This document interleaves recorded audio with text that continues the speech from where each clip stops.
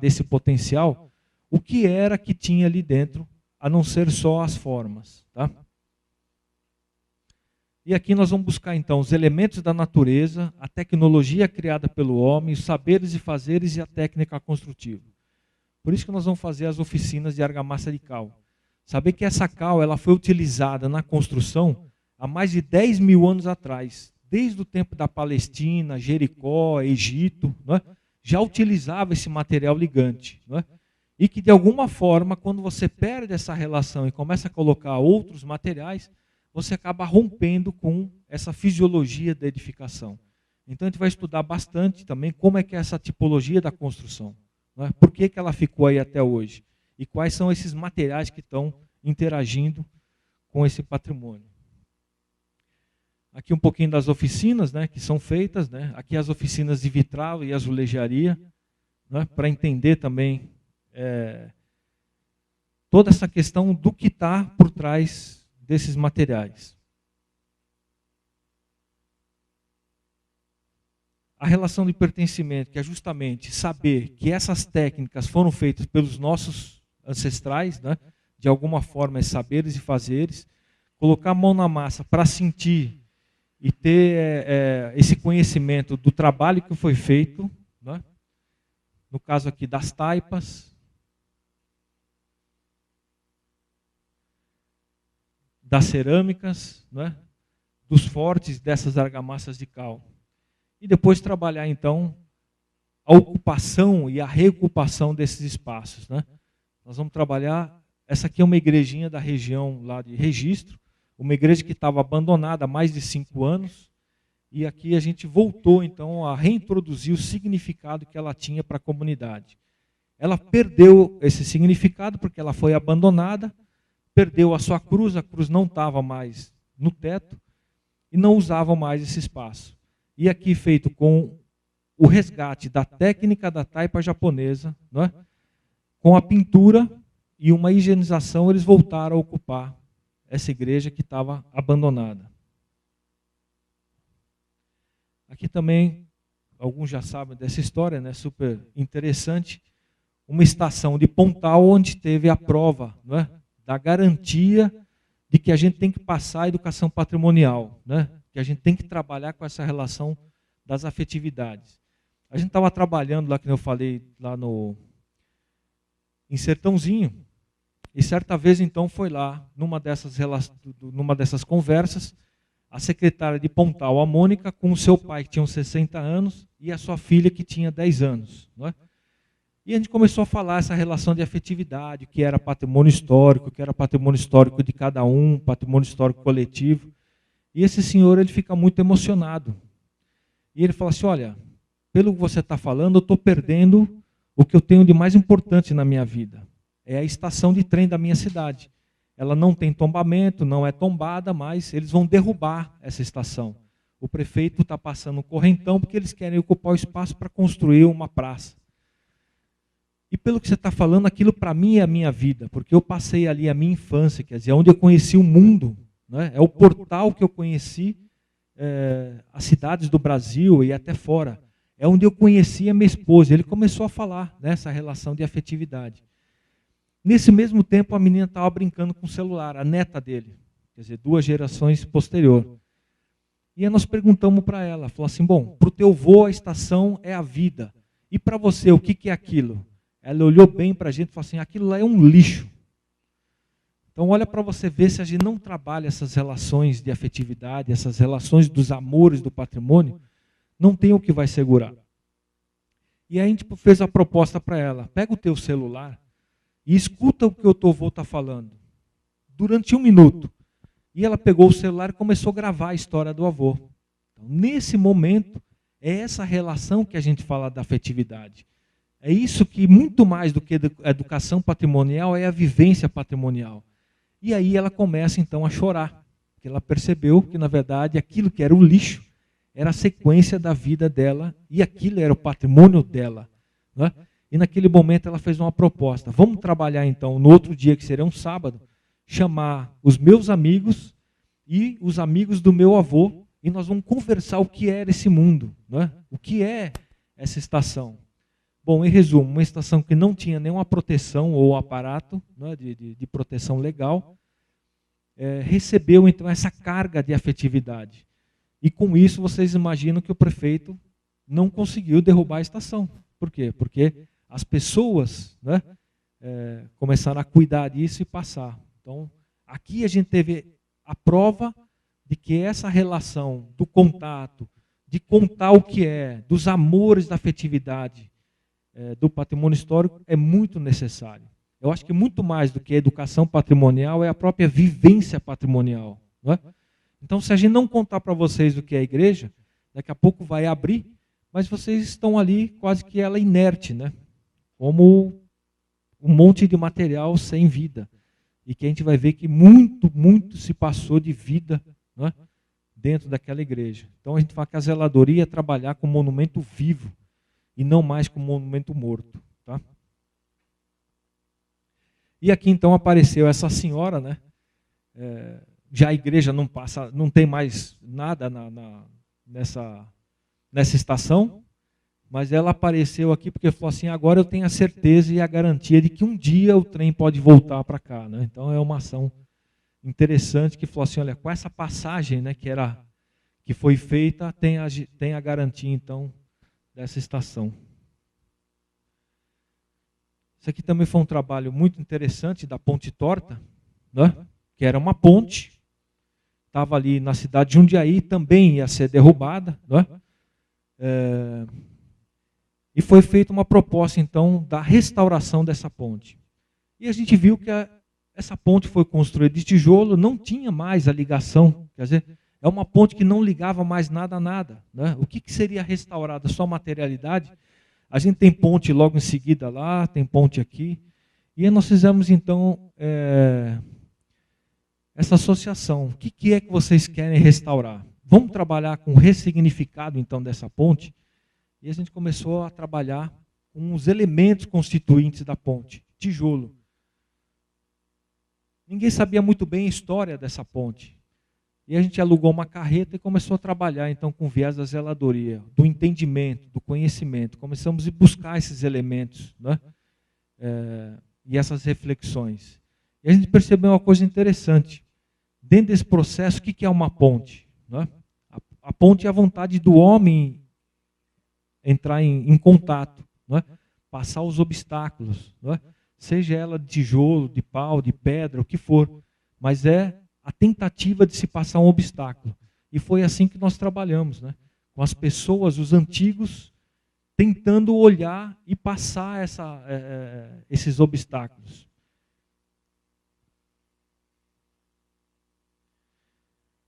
Claro que com toda a materialidade, com essas partes técnicas, né, entendendo qual foi essa degradação que a ponte teve, mas não interessava muito essa questão material, e sim essa relação de afetividade. Foi feito então, né, essas oficinas onde a gente trabalhou a formação desse tijolo, quem fez esse tijolo. E a gente foi ver que era a comunidade italiana, né, recém-chegada em Jundiaí, começando a sua colonização, mas eles não tinham acesso à cidade, porque eles estavam ali na várzea do Arens, né? Eles estavam trabalhando então no campo. E essa ponte foi um sentido simbólico de falar, olha, nós queremos chegar também até os Barões do Café, porque agora os Barões do Café já não tinha mais aquele glamour, já não tinha mais as terras, já tinha perdido para os italianos. Né? E eles começaram então a plantar, a gente foi trabalhar com o elemento tijolo. Tá? Trabalhamos então a relação com esses meninos hoje das escolas, não é? Para mostrar para eles a importância que tinha aquela forma, não é? Para vencer aquele vão, como é que os antigos construíam, que não construíram mais em taipe, sim na sua técnica do tijolo. E uma coisa interessante também, que esse tijolo tinha uma marca, tá? A marca dos Chiavenato. Os Chiavenato foram os primeiros italianos que chegaram na região de Jundiaí. Hoje as famílias são as mais abastadas da cidade, quer dizer, as que têm mais dinheiro dentro da cidade.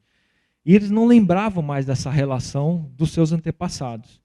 A gente chamava eles para ver se eles tinham, contavam história, e a gente nunca conseguiu ter esse acesso. Não é? Eles falam assim, não, isso daí não nos interessa, a gente estava trabalhando. E a gente fez um trabalho bacana lá de chamar eles pela relação da afetividade. Né? A gente fez uma polenta no meio da praça, e essa polenta, então, a gente convidou todos para saber se era polenta como a polenta da nona. E aí sim eles apareceram, até num desafio, né? Falaram assim, ó, será que vocês fazem a polenta que nem a polenta da nona? E interessante que apareceu a família dos Cavienato, né? Começaram a comer a polenta, olha como a polenta da nona e tal, e devagarinho a gente foi trazendo esse tijolo e colocou na mesa.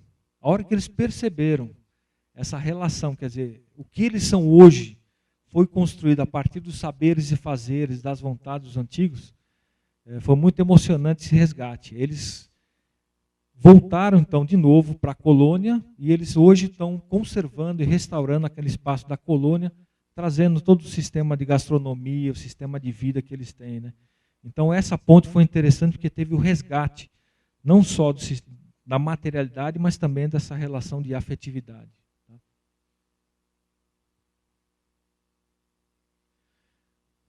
A gente foi buscar também as vozes dessa ponte, né? Quem conviveu com essa ponte, o porquê que ela sobreviveu até ali, né? A gente foi buscar todos aqueles vizinhos para contar, não a sua história da ponte, mas os seus amores com a ponte. Então isso foi muito interessante também nesse resgate da afetividade. Tá? E aí surgiu então todo o movimento, né, da sociedade trabalhando com essa relação de amores com a ponte. Aqui a gente pode ver que hoje eles fazem um carnaval, então eles fizeram um bloco da ponte. O pessoal que teve essas relações de afetividade da ponte, trabalhando com o salvamento também de outros patrimônios, né? Visitas, então, monitoradas do que seria aquela ponte irradiando para a cidade. E aí, na sua materialidade, o que aconteceu? Não foi feito praticamente nada. Limpeza e higienização. Mas ela se tornou um arco do triunfo para a cidade de Jundiaí. Né? Então, daquela ponte velha, se tornou uma ponte com um símbolo e com toda uma relação de carga histórica da cidade. Tá? Isso só para a gente ver um pouquinho esse trabalho que é feito, muito mais do que a sua matéria, também essa relação de amores, né, com o patrimônio. Que oração só para a gente ver? 3h20. Aqui foi um trabalho também feito no Chateau, tá? É um castelo de águas, uma caixa d'água no Rio Grande do Sul. Essa caixa d'água também estava totalmente abandonada, tá? E tinham moradores ali, os moradores de rua, que no início foram nos apresentados como os grandes vândalos, os grandes destruidores do patrimônio, né? Aqueles que não seriam bem-vindos a essa relação toda. E aí, ao invés da gente colocar o tapume, né, a gente colocou o alambrado, para todos participarem dessa ação. E começamos então uma ação de conservação, também aplicando essas ações de zeladoria. Tá? E o incrível que pareça é que eles estavam ali na região do entorno, e a gente sempre trabalhou com eles, né, nessa vontade de que eles continuassem ali, que não fossem expulsos. Né? Bom, em resumo, essas pessoas que estavam ali, que no começo não tinham o controle social que queria espantar eles se tornaram os grandes guardiões, só com o trabalho social que foi feito lá do patrimônio histórico. Tá? A gente trabalhou com eles nessas oficinas, a gente trabalhou com eles a questão do patrimônio, e hoje quem cuida daquela praça justamente são os moradores ali em situação de rua. Né? Então foi muito bacana esse trabalho, que também a gente mostra que o patrimônio histórico ele serve também como um transformador, um grande transformador social. Tá? Deixa eu beber uma aguinha aqui.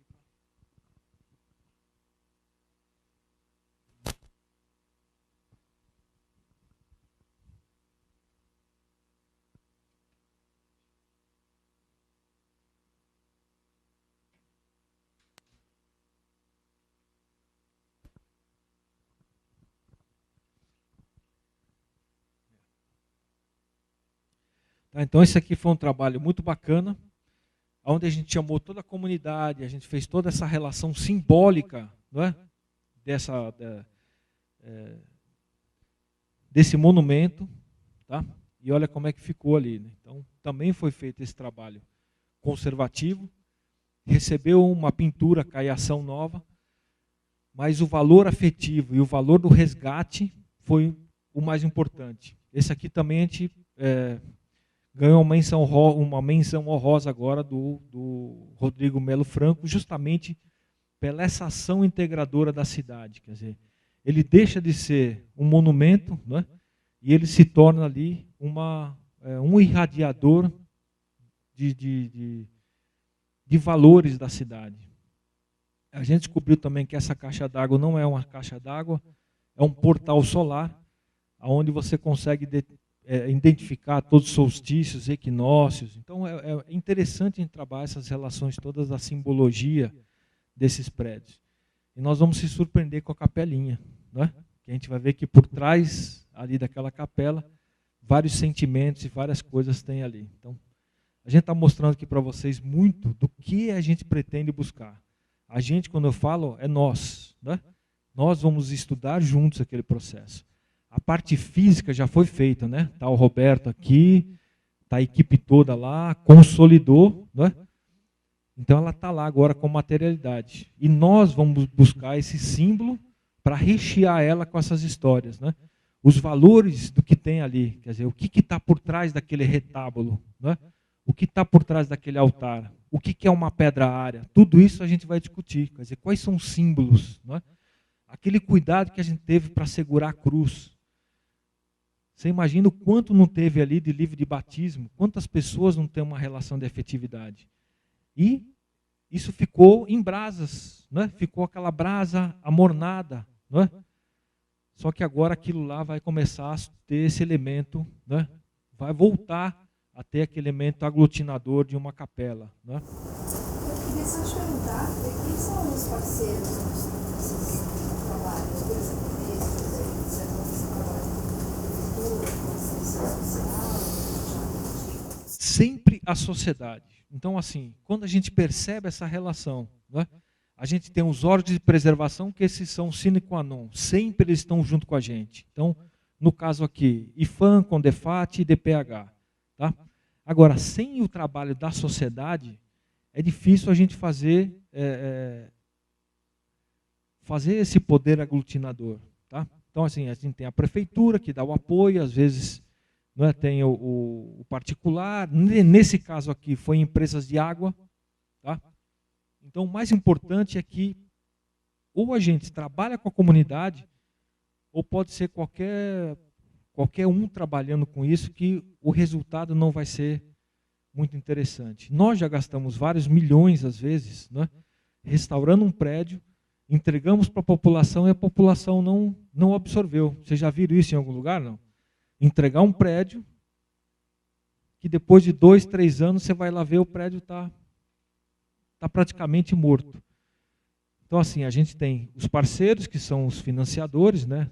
Aqui no caso, o grupo Alarde, todo o trabalho do Matarazzo, mas se a gente não trabalhar essa relação da afetividade, se a comunidade não estiver junto, a gente vê que ele não tem essa sustentabilidade, não como patrimônio histórico. Ele vai ter, se for usado para outros usos, né? A gente vai ver daqui a pouquinho. Você deu um exemplo como foi os monumentos de São Paulo, né? Essa série de 2008, foi feito toda a restauração do monumento, e voltaram a ficar degradado de novo.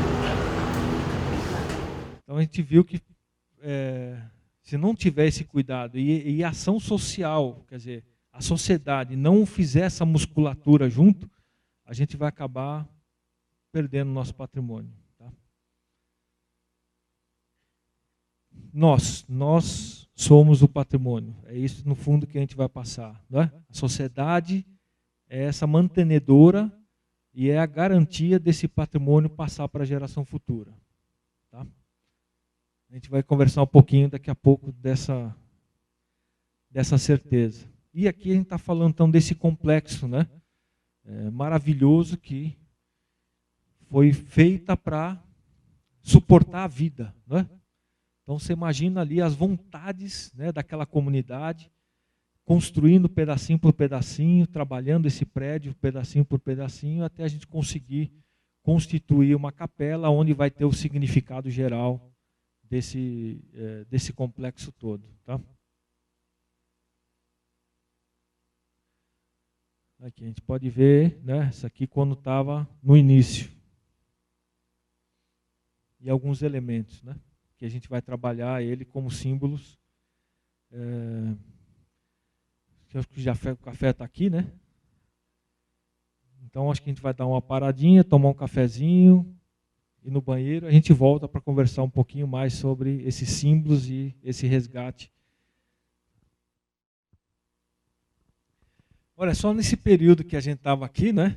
É interessante que a gente começa a pegar esses relatos de amor com o patrimônio, né? Eu vou garantir uma coisa, a Capela Santa Luzia já tem relações de afetividades aqui, né? Vou chamar aqui um pouquinho, só rapidinho, só para você contar aqui que ele me contou na história ali que estava ali. Ele foi assentado e batizado ali, né? Você foi? Eu nasci Nasceu na maternidade. E o meu avô morava na Bela Vista e eles participavam de quermesses de fomentarem recursos para a construção do museu. Isso na década de 30, por aí. Então eu tenho um relacionamento de afetividade grande por isso. Mas não é porque eu nasci lá que tombaram. Mas foi pelos amores de vocês que recebeu esse tombamento, né? Na verdade, lembra, o tombamento foi anotado no livro do tombo. Não é? O que é o livro do tombo? Lá de Portugal antigo, tudo que era de propriedades do rei, ou de propriedades importantes que eles deveriam de conservar, era listado e anotado na Torre do Tombo, que é lá em Lisboa. Então, lá existe uma torre, chamada Torre do Tombo, que tudo que tinha valor, né, era anotado nesse livro. Por isso que a gente fala tombamento. Né? Então, na verdade, tombaram os amores do teu avô, né, e o teu também. Então, por isso que eu falo que essa é a relação do patrimônio que nós vamos trabalhar. Né? O que é um arco? O que é essa relação toda a não ser um símbolo? Então, aqui nós estamos vendo o altar. Né? O altar é muito importante na relação do próprio cristianismo e de toda a relação com o sagrado. É onde ele é feito, na verdade, o sacrifício. A parte mais importante na igreja é o próprio altar. Tudo aquilo que está atrás do altar são os retábulos. E a gente vai ver que eles eram simples, né? Esses altares que estavam por trás dessa tábua, que era mais importante, mas sempre tinha que ter a pedra, porque o altar era importante ter a pedra, porque ele vai remeter ao sacrifício de Isaac, né? Lá no monte. Então, tem toda uma relação interessante dessa liturgia. Né? E aqui no nosso altar tem sempre essas colunas. O que são essas colunas? Né? Também vai remeter a toda uma questão sagrada. O homem, sempre leva essas colunas, ou a coluna de Hércules, ou a própria construção do templo de Salomão. Você passou entre as colunas, você está entrando no mundo místico. Né? Você deixa a tua vida material e vai entrar no mundo espiritual ou no mundo místico.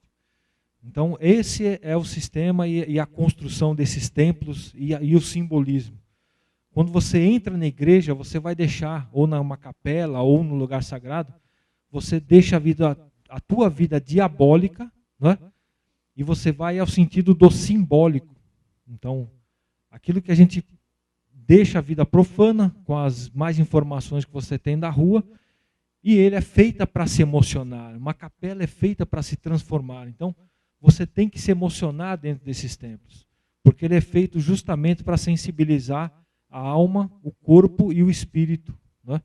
Então, essas construções tinham todo esse complemento, né? Dessa relação do próprio místico. Quando você entra numa igreja, os antigos já sabiam disso. Né? Às vezes, hoje, não tem mais essa emoção. Não é? Por quê? Porque, às vezes, os padres até perderam essas ferramentas. E hoje elas estão aqui depositadas no próprio Museu de Arte Sacra. Mas cada uma dessa é uma ferramenta para emocionar as pessoas. Então eles construíam com paredes e colunas para sensibilizar a matéria, não é? Eles colocavam a música, o instrumento musical e as partituras para sensibilizar a alma, e os vitrais para sensibilizar o espírito. Então, quando a gente lê essas construções antigas, você vê que tudo isso era integrado para que o homem entrasse nessas edificações e se transformasse, não é? Chegasse na sua vida profana, lavasse a mão na pia batismal, que geralmente era fora da igreja, depois ela começa a entrar na igreja, não é? No sentido de purificação, e depois você vai no sentido simbólico. Então você deixa o teu diabólico, vai no sentido simbólico. Olha como é fácil, às vezes, entender toda uma ritualística, né? Agora, para que era tudo isso? Para você entrar em epifania. Então, uma igreja, quando você entra num templo, né, você tem que sentir a presença de Deus vivo. Isso é epifania. Deus está vivo? Não sei. Pode ser que sim, pode ser que não, né? Só que dentro dessa igreja, a certeza é que Ele está vivo. E para isso você tem que se emocionar, entrar na cartaz. E para isso todos esses símbolos que nós vamos descobrir. O símbolo do lírio, né? Para alguns eu já falei. O que é o símbolo do lírio? O símbolo da pureza, né? Ele é branco e perfumado, porém as suas raízes estão no lodo. Olha só o símbolo que é. Por isso que São José usa isso, esse símbolo. Ele é um homem normal, né? Com as suas raízes, né, dentro da sociedade, e porém as suas ações foram brancas e perfumadas. Então cada uma dessas tem um símbolo muito importante que a gente vai resgatar e trazer também, né, como resgate mesmo desses valores que se tem. Tá?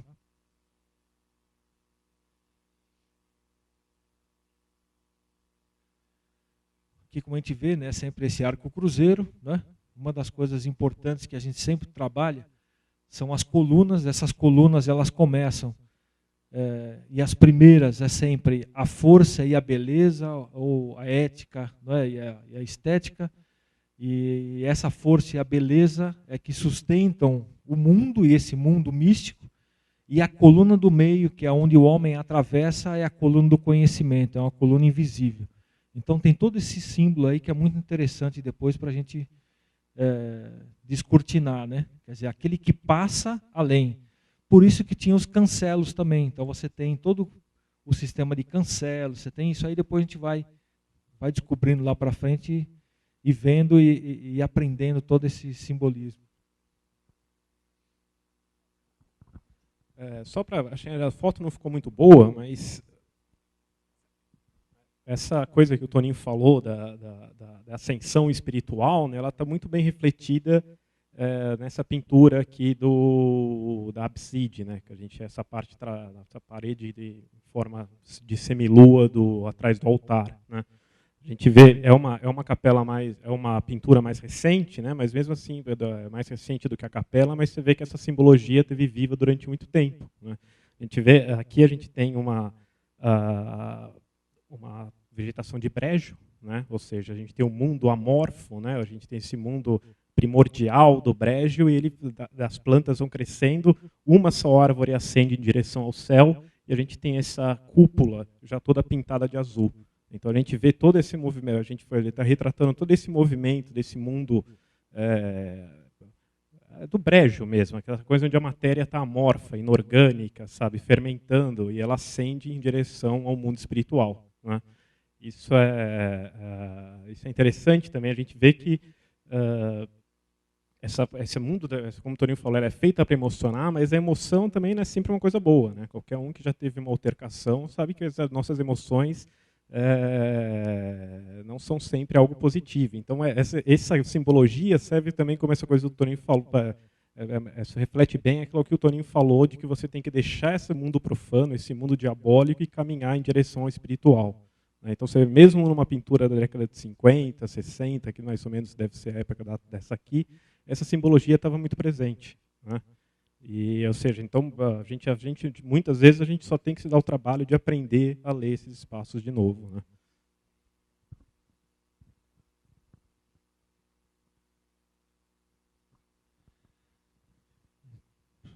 Então a gente vai aprender junto, na verdade. A capela vai contar junto para a gente. A sua materialidade a gente já viu, os seus danos e patologias, a gente já fez todo o levantamento, vocês vão ver depois esses projetos lá na frente, né? E agora nós vamos resgatar essas técnicas, tá? E fazendo as oficinas. A Fátima lembrou bem aqui. Quando a gente for fazer as oficinas, acho que vão ser números limitados, tá? Então, quando a gente soltar, a gente precisa ver, porque a gente não consegue ter uma oficina para 60 ou 70 pessoas. A gente vai ter que dar uma limitada, tá? E nós vamos trabalhar muito com esses materiais. Aqui é lá no Forte 5 Pontas, né? Também um forte de pé de cal, muito antigo de Recife, onde a gente fez o treinamento e convidamos, então, a sociedade a fazer essa limpeza, higienização e acaiação.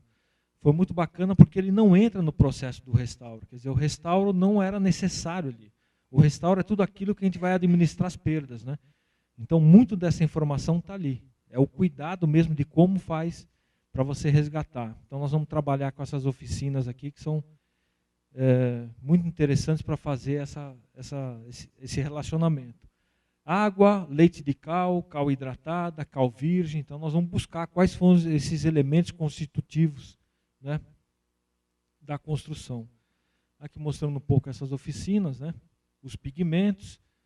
A gente vai trabalhar também com toda essa relação dos pigmentos e cores. E a gente vai ver uma coisa interessante lá no Matarazzo, né, que através dos 2 óxidos conseguiu toda uma paleta de cores enormes lá, né? Então você vê que resgatando esses saberes e fazeres, a gente consegue resgatar também toda aquela paleta e a história que teve esse prédio. Lembrei do Colégio Sion, né? Nós estamos fazendo também o trabalho lá no Colégio Sion, na Higienópolis, com esse viés também da zeladoria. A gente não está fazendo só ação restaurativa, né? Que é resgatar a fachada com essa característica. Um dia ela foi impermeabilizada, pintaram ela com uma tinta plástica. E ela perdeu a sua fisiologia. A gente vai falar um pouco isso também depois. A fisiologia do edifício, quer dizer, como ele foi constituído, qual é a vida dele, como ele representa isso para nós, né? Vocês lembram que toda a construção antiga era feita quase que como extensão do corpo do homem, né? Então o homem construía como a sua extensão. Inclusive ele media, né? Braço, perna, polegada, né? Você tinha todas as medidas impressas ali. Até o nome das coisas, né? Então você tem nas janelas, ombreiras, aquilo que sustentava, a soleira, aquilo que você põe a sola do teu pé, né? Então tem vários nomes aí como essa relação. E a gente acaba perdendo. Então isso nós vamos buscar nessas oficinas. E lá no Colégio a gente trabalhou isso com os meninos, né? Então a gente passou para a escola tudo aquilo que a gente estava aprendendo nessa intervenção. Nós estamos trabalhando lá a relação de química, né? Porque a gente vai ver muito dos sais solúveis, né? A capilaridade. Então nós estamos trabalhando com eles o que é essa fisiologia, o que é esse sal que cristaliza, esse sal que faz parte integrante da construção do prédio, né? A gente faz também todo um trabalho de física, química, desenho, quais são esses arcos, quer dizer, o que que esses arcos vencem. Então a gente está fazendo um trabalho bem bacana com os alunos. E para o pessoal do prézinho, a gente está trabalhando o patrimônio histórico. Então eles estão preservando os parquinhos deles. Então a gente faz uma ação, né, onde todo mundo vai lá, faz a limpeza, a higienização, a pintura, para entregar quando eles passam para a primeira série. Então é muito bacana essa relação, que a gente conta uma história para eles e que no fundo eles falam assim, poxa, então eu vou ser o guardião desse parquinho, não é? Aonde é que ele está mais, onde a relação de afetividade dessas crianças na escola, onde que é? É no parquinho, ali onde eles se encontram, ali onde tem a relação pessoal dele com a própria escola, né? Então, a partir dali, a gente cria essa dinâmica onde hoje todos os alunos têm a certeza de que estão participando da conservação do edifício, e não só os nossos funcionários que estão lá efetivamente colocando a mão na massa, né? Então, esse é o trabalho bacana que é feito com o patrimônio histórico, né? Aqui é um pouco da paleta que a gente fez em Recife e Olinda. Recife e Olinda está sofrendo um processo de discussão, então as futuras gerações estão entrando, estão pintando com acrílico, né, estão recebendo esse material, e isso está rompendo com toda a fisiologia dos prédios. Paraty sofreu muito com isso, está sofrendo, né? Então a gente pode falar que hoje lá é Descascarati, porque as casas ficaram ali durante 200 anos bem preservadas e depois com uma ação, né, que não entendeu essa proposta dos antigos moradores de construir sobre o leito do mar, né, onde eles conviviam com a água e conviviam com o sal. Você colocou lá um material e fez uma gentrificação, quer dizer, o pessoal saiu fora também. É uma relação complicada do patrimônio, tá? Mas hoje Paraty está sofrendo muito com essa ação. Você vê que as paredes estão descascando e a gente vai lá perguntar para os moradores, olha, o que aconteceu aqui? Nós ganhamos essa tinta, não é? Ganhou essa tinta, colocou lá, não entendeu os saberes e fazeres dos antigos, né? Quer dizer, rompeu a tradição dos seus avós, dos seus antepassados. E a gente pergunta, quanto tempo está descascando? A gente tinha chutado 6 meses, mas depois de 3 meses ele já começa a perder, já começa a estragar essas paredes. E aí fala, bom, e agora, o que vocês vão fazer? Fala, eles falaram que a gente tem que trocar o revestimento, porque o nosso revestimento é podre. O pessoal está lá durante 200 anos, argamassa tradicional, pintura cal. E eles estão trocando por revestimentos cimentícios. Então, assim, nós estamos perdendo nosso patrimônio histórico em 5 anos, né? Aquilo que vinha por 200 anos. Vinha por quê? Vinha porque as pessoas sabiam conviver, né, com a água. E hoje a gente está esquecendo isso, esquecendo que as construções é a extensão do corpo humano. Nós estamos trabalhando simplesmente com materiais. Então, nós vamos resgatar muito esses valores também. Tá? As oficinas com os vitrais, né? Da onde vem o vidro, a coloração desses vidros, né? Para saber a importância de como eles são montados, quais são esses símbolos. É uma das oficinas que nós vamos fazer aqui também. A gente vai montar um vitral, para vocês saberem de onde surge o vidro, para que o vidro foi colocado nessas igrejas, né? Para quando for feito esse trabalho, vocês irem lá e entenderem, né? Qual é esse trabalho, tá? Olha aí, a gente vai fazer um pedacinho desse resgate, né? Mostrar a situação do chumbo, que o chumbo já oxidou, toda essa transformação. Ah, isso aqui foi uma oficina que a gente fez lá em Recife.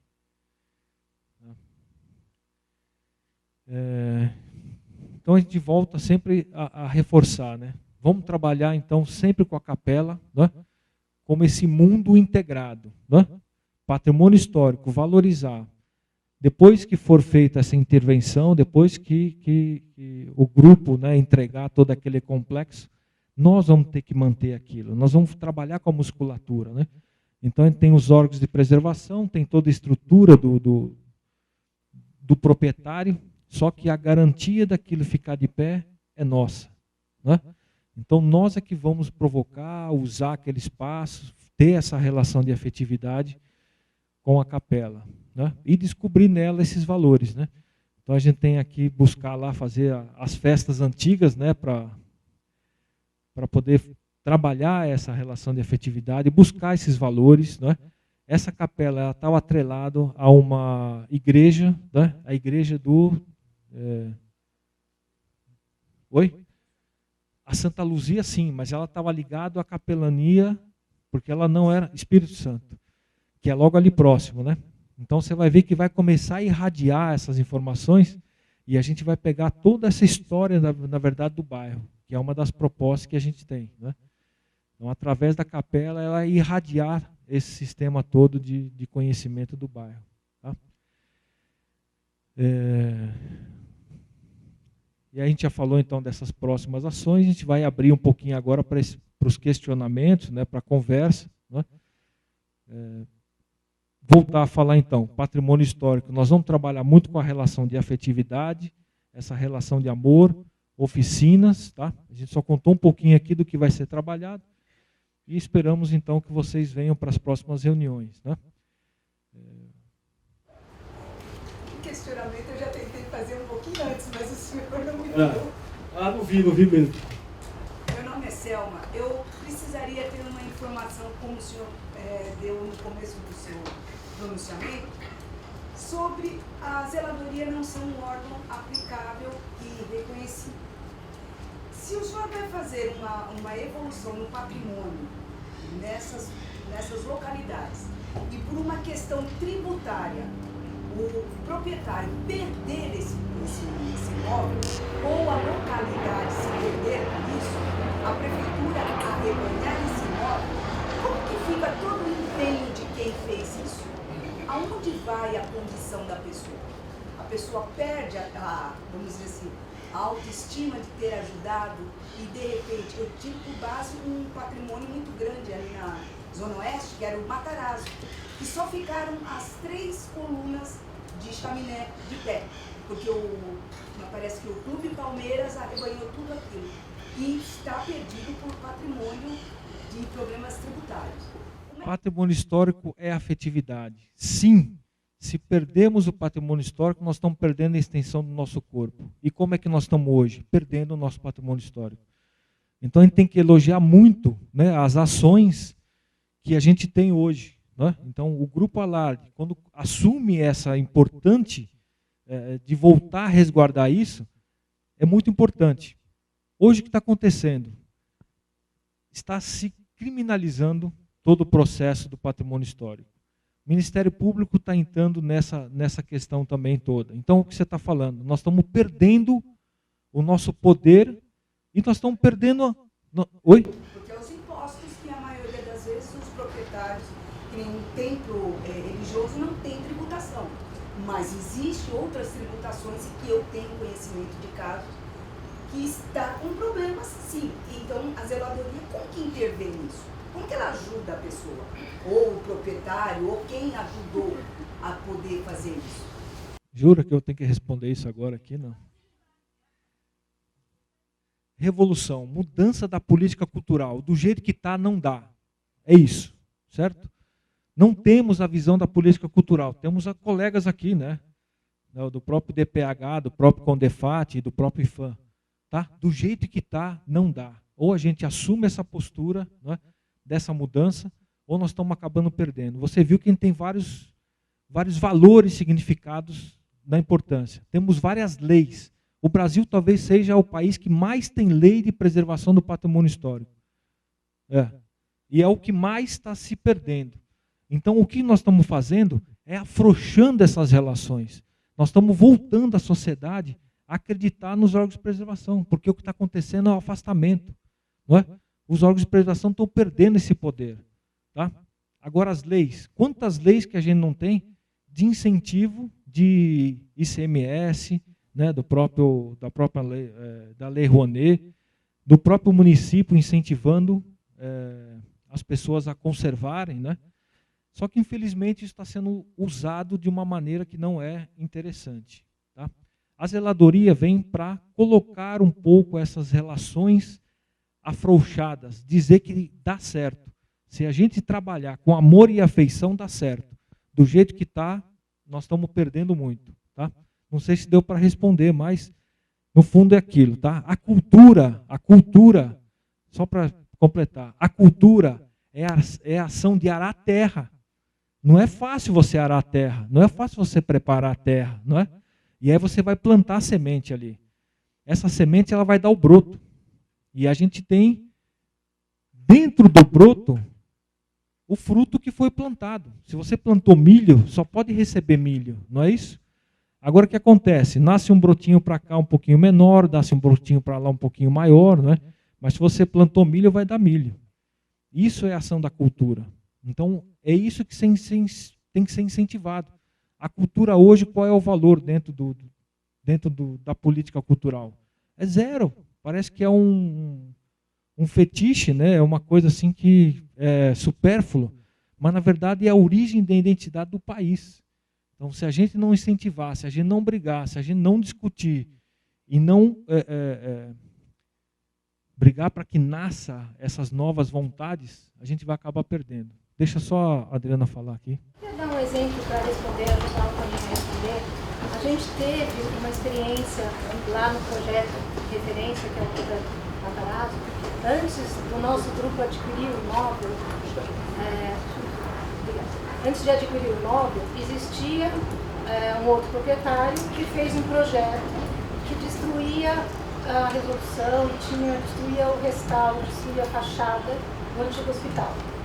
Então, a vizinhança, conforme o Toninho falou, a vizinhança se uniu, a Associação do Bexiga e da Bela Vista, para impedir que esse projeto acontecesse. Esse projeto estava aprovado na prefeitura e ele destruiria uma boa parte do hospital. Então, o Ministério Público veio, fez uma ação civil pública e impediu que esse projeto fosse adiante. E, na verdade, o que aconteceu? Foi só a vizinhança, a comunidade, que entendia o valor daquele patrimônio, porque ele tinha aquela identidade na raiz, e eles impediram sem recursos nenhum. Eles não tinham como reconstruir ou fazer um projeto diferente, mas eles impediram que alguém danificasse, mesmo com a aprovação, mesmo com o alvará da prefeitura para fazer um novo projeto. E aí, infelizmente, por falta de recursos, o imóvel ficou parado por 20 anos, abandonado por 20 anos, mas pelo menos não estragaram, não foi protegido no sentido de manutenção, ele ficou mantido pelo tempo, né? Mas, porque o projeto não aconteceu, mas pelo menos não destruiu o patrimônio. Então, é uma forma de proteção um pouco frágil, fraca, mas conseguiu-se isso.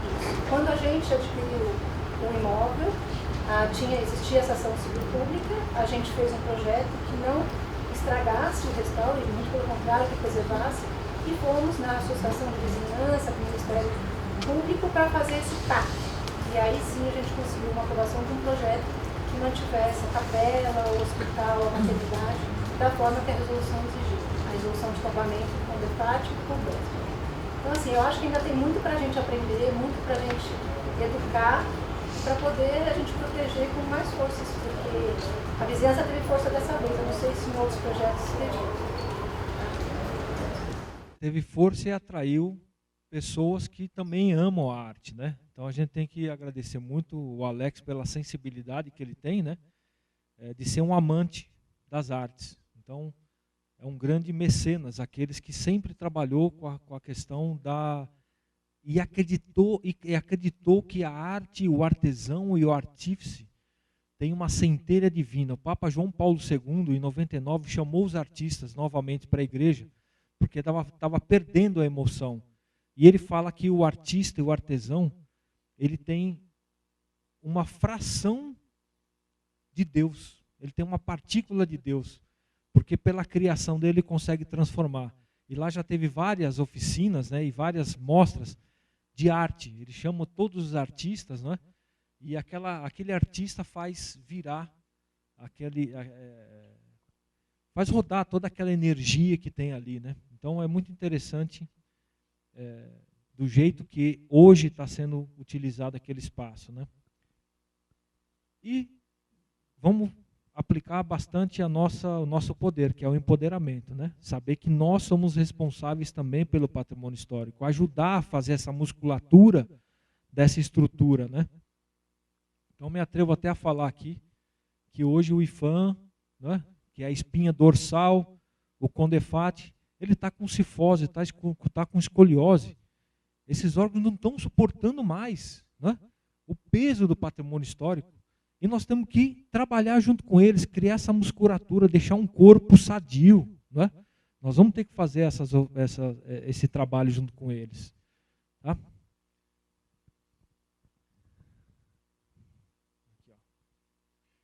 Pois não.